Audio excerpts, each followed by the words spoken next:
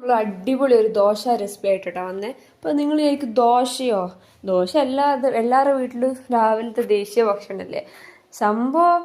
ഇപ്പോൾ എൻ്റെ വീട്ടിലും ദോശ, പക്ഷെ അതൊരു പച്ചരി ദോശ. ഇതങ്ങനല്ല, ഇത് നല്ല അടിപൊളി നീർദോശ.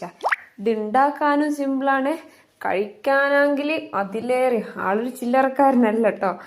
ഇപ്പോൾ ഉണ്ടാക്കുന്നത് ഞാൻ പറഞ്ഞുതരാം. മിക്സിയിലെ ജാറിലേക്ക് പിന്നെ കുറച്ച് പച്ചരി, അതൊക്കെ നിങ്ങളെ ആവശ്യത്തിൻ്റെ അളവിൽ നിങ്ങൾക്ക് എടുക്കാം. പച്ചരി, പിന്നെ ചോറും, പിന്നെ ഒരു പിടി തേങ്ങയും, പിന്നെ കുറച്ച് ചെറിയുള്ളി, ഉപ്പൊക്കെ ഇട്ട് നന്നായിട്ട് വെള്ളം ഒഴിച്ചിട്ട് നന്നായിട്ടൊന്ന് അടിച്ചെടുക്കുക മിക്സിയിൽ. എന്നിട്ട് അതൊരു ബൗളിലേക്ക് ഒഴിച്ചിട്ട് അത് ഈ നീർദോശ എന്ന് പറയുമ്പോൾ നന്നായിട്ടൊന്ന് വെള്ളം ഒഴിച്ചിട്ടൊന്ന് നീർപ്പിച്ചെടുക്കണം, ഡൈല്യൂട്ട് ചെയ്തെടുത്തിട്ട്. എന്നാലും ആ ഒരു ബാറ്റർ കറക്റ്റായിട്ട് വരും. അപ്പം കുറച്ച് വെള്ളം ഒഴിച്ചിട്ട് നിങ്ങൾ ആവശ്യത്തിന് ആക്കുക. എന്നിട്ടാ ഈ സൗണ്ട് പോലെ നമ്മൾ ദോശ ചുടാനങ്ങ് തുടങ്ങുക.